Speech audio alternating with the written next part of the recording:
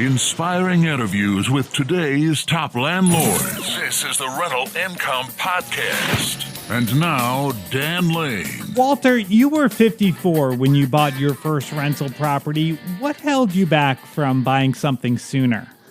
Well, I certainly wish that I could have, and what I have done has been in the last 5 years. I think for me, I was raising kids. We struggled financially early on, and just wasn't in the cards at the time. Walter is actually really lucky he got started when he did. A few years after he started buying rental properties, he ended up getting laid off from his job, and his rental income helped him survive that tough period and helped him transition into a new career. So on the show today, we're going to talk more about that.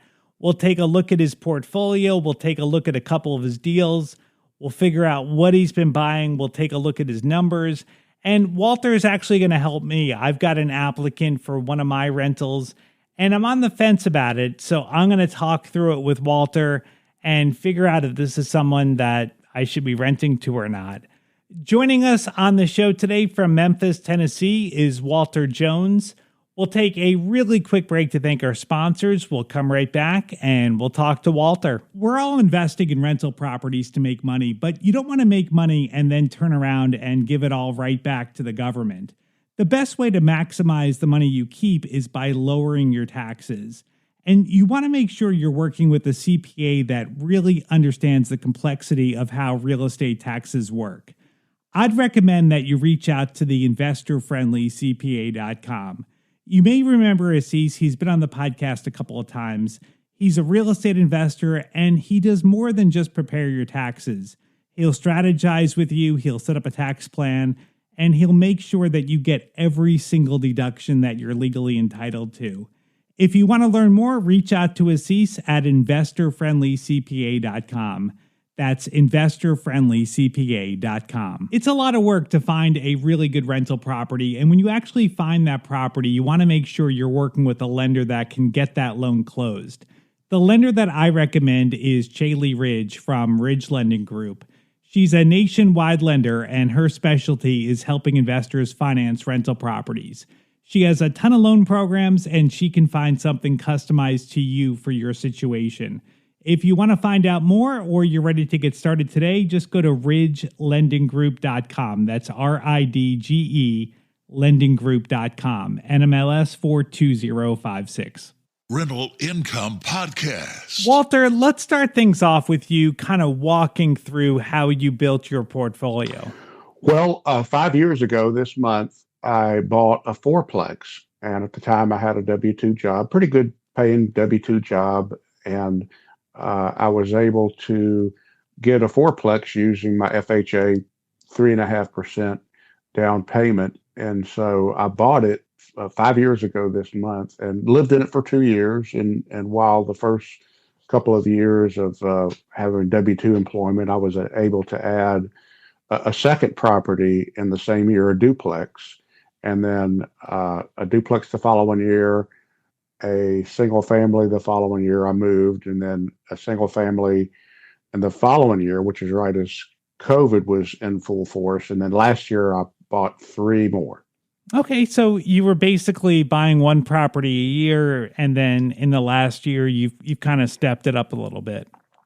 Yeah, I lost my job as COVID hit, and at the time I had the fourplex and the 2 duplexes, and I just bought the house that I currently live in, and so it was a soft landing. I had some rental income coming in, some decent cash flow, and then decided to get my real estate license. And I'm an investor agent, not an agent investor. So, but I've been able to do some creative things in the last, say, 18 months, 20 months. So has your rental income, did that kind of make it easier to make that transition out of the W-2 world to being self-employed? Like just knowing that you had that base, did that make it a lot easier? Oh, absolutely. And it was at the time, it was about 80-90% of what I needed to survive on. And I knew that I could, and I had a little bit of a cushion. So I knew that I had a little bit of a runway to decide what I wanted to do, I tried to get another job for a little while, and then just decided, I've done real estate before as a licensee. I'm doing it now. Why not just jump in? Yeah. And I haven't missed any meals or payments, so I'm pretty grateful. That's great. Like, it's really awesome to think that the rental income wasn't enough to not do anything, but it was enough to kind of give you that base so that you could do what you want to do in life. And I really like that. So how much total rental income do you bring in every month? Like before any expenses, just the gross number. Sure. Right now it's about 11.5 and monthly rents with I've got 13 doors. 13 doors. Okay. So after you take out all your fixed expenses, your mortgages, taxes, insurance, how much do you spend every month for your fixed expenses? So for debt service and there is some utilities I pay. It's around $6,000 a month, and I call that my gross revenue. Okay. So, all right. So you've got about 5,500 in cash flow. So like realistically, after you have some vacancies and repairs and other things that are going to come up, how much cash do you actually walk away with on a typical month? It's depending on repairs, and I've done some big ones the last 12 months. It's somewhere between 3,000 3,500 a month in net.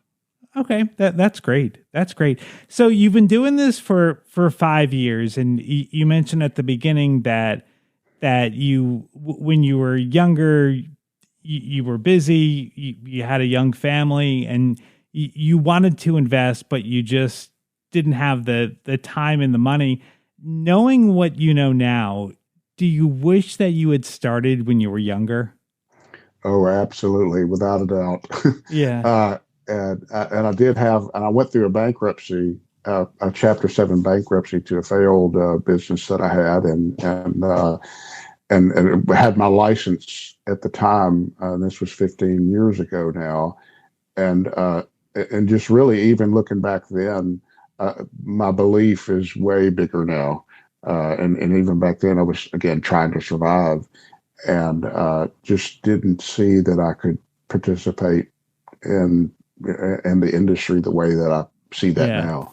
Do you think, the not having the time with the kids, with being busy with their activities, do you think you really needed much time? Like, do your rentals take up much of your time right now? No. And really, I had more time than I thought, and I was busy. I was busy in my job, and had looking at it now, it's some days I'm like, okay, something needs to happen. Yeah. All right. So with your rentals right now, what are the neighborhoods like? I would say they are C's and some maybe a couple of B minuses. Okay. Yeah, and maybe a couple of C minuses. They're not. I'm really, cash flow is important to me at this stage.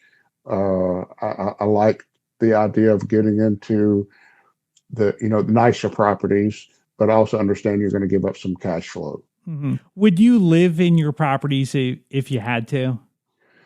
There's one or two that I would have some reserve about, but overall, I like them all, and I would live in just about any of them. All right. When you find a property, are you doing like a full gut rehab, or are you just looking to maybe do some minor repairs and some paint and carpet? I haven't done a full gut rehab. I'm looking for one. I feel like I have the right team together now. I've done the purchases that I've made, but you could just say they were all tired landlords that didn't really take great care of either their properties or their tenants. And in several cases, the same tenant is there. A couple of rent increases later, I did what I needed to do, fix the leaks, fix the heating and air, do some things around the outside, and So Okay. it's worked for me well so far. Now, Memphis, I know, has a pretty big range in properties. There's lots of price points. There's some really cheap houses, and there's more expensive properties. What's the cheapest property you've ever bought?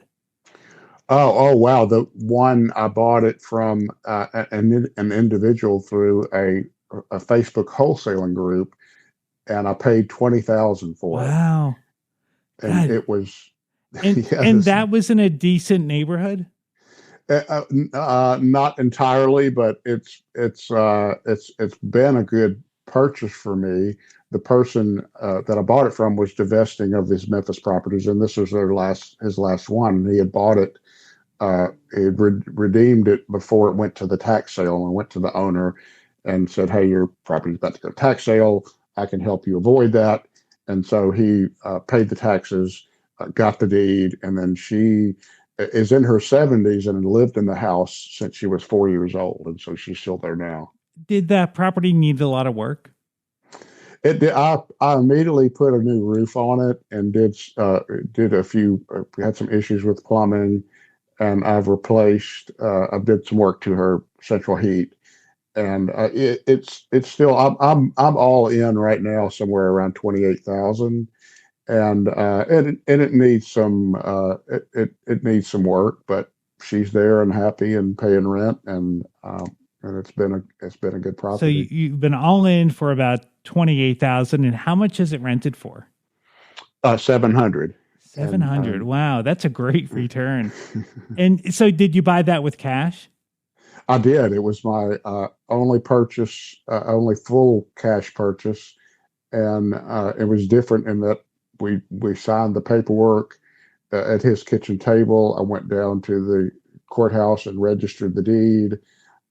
Didn't use the title company, and so it was definitely the only one that I've done that way. Wow, wow. I mean, so you didn't have any title insurance on that?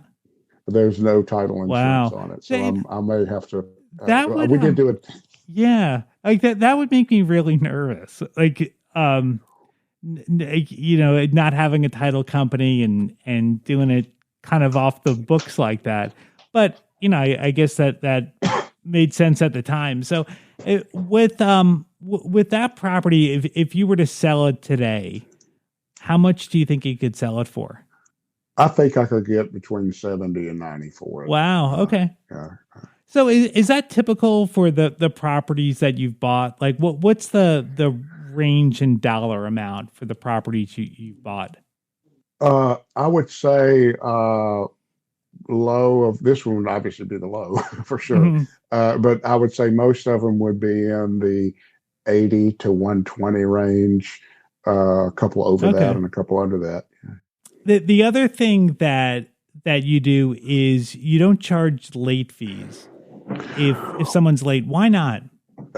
Well, I haven't as of yet. I suppose when there'd be a point when I announce that and do that. And I think it's because a couple of my tenants were there. Like I've got a 5 year tenant in my first building. I've got a 4 year tenant in one, and a 3 year tenant, and they satisfied their lease. I just let them go month to month, Mhm. and then with some nominal rent increases across the board, maybe still a little bit under rented, but I think it is. I stay pretty connected to my tenants. I want to know. I just let them know if you have a problem, if you have a leak, if you have a problem paying rent, or if you have something, I need them to communicate with me. Mhm. And so uh, I just at some point I may be a little bit more systematic around that.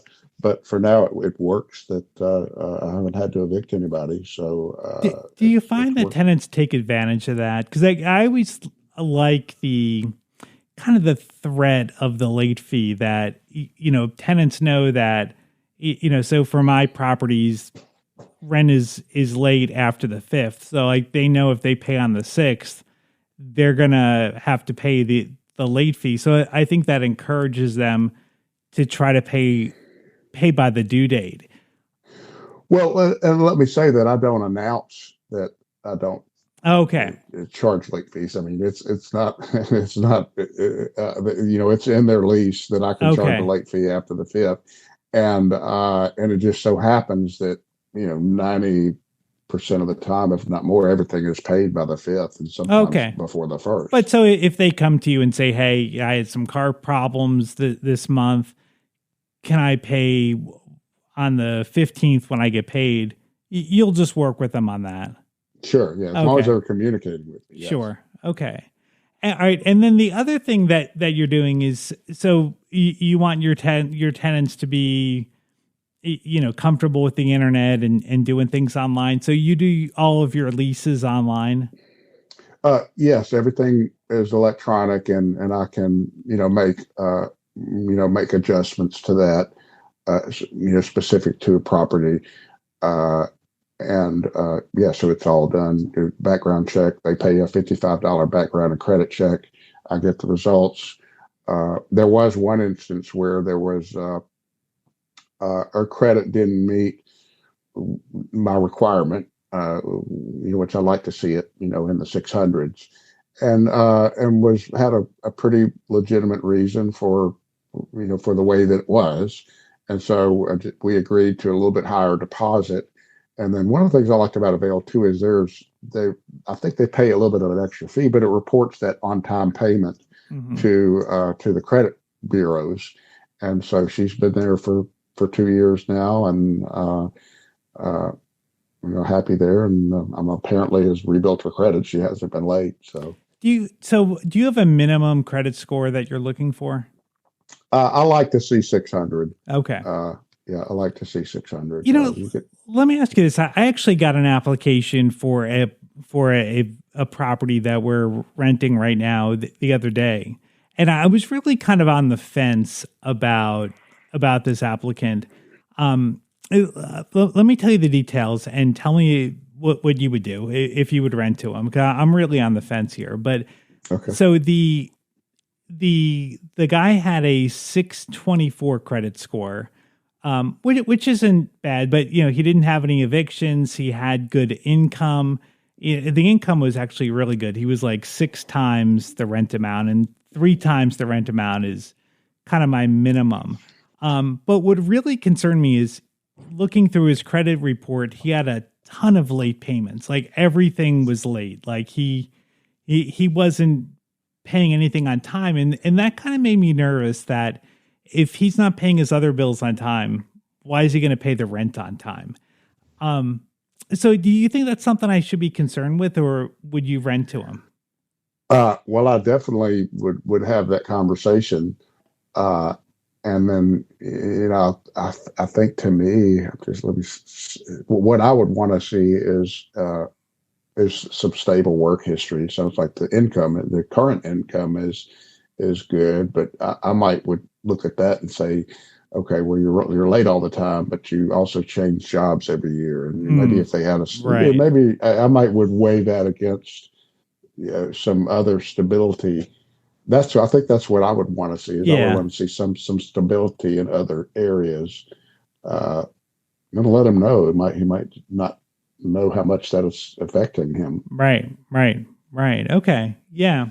Yeah. All right. So I'll check on that. I think, I really liked his income. It's like he was really very well qualified in that part. But yeah, that credit, or those late payments really didn't sit right with me. But one thing I want to look at here before we wrap things up is that I want to take a look at one of your deals.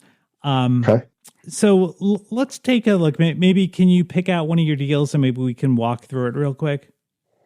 Sure. Yeah. We'll do. I bought a duplex and a single family from a guy, a private seller. I do some off market marketing, and we sort of did a dance for about 4 or 5 months. Wasn't really sure if we were going to be able to come to the table, and then finally we did. And it's a duplex and a single family, and there's about, I don't know, 2 or 3 houses between them and on the same street. And a lot of things really I liked about them. And how much did you pay for the property or The properties? the duplex was I paid 118 for. It's probably retail about 150, 160. So I got yeah, it needs a little bit. They need a little bit of work. And then the other house we got under contract for 70, but after the inspection period, we negotiated that down to 55. Wow. What came up on the inspection? Well, he hadn't been in it in several years, and I think inspections are really important, even if you buy an off-market deal. Even if you have a construction background and I think that the third-party set of eyes, and he was embarrassed about it. And I said, "Hey, we had lunch, and I talked to him, and I gave him the number, and he said I'm comfortable with that, and we moved forward." All right. So then you agreed on 70, you got it down to 55.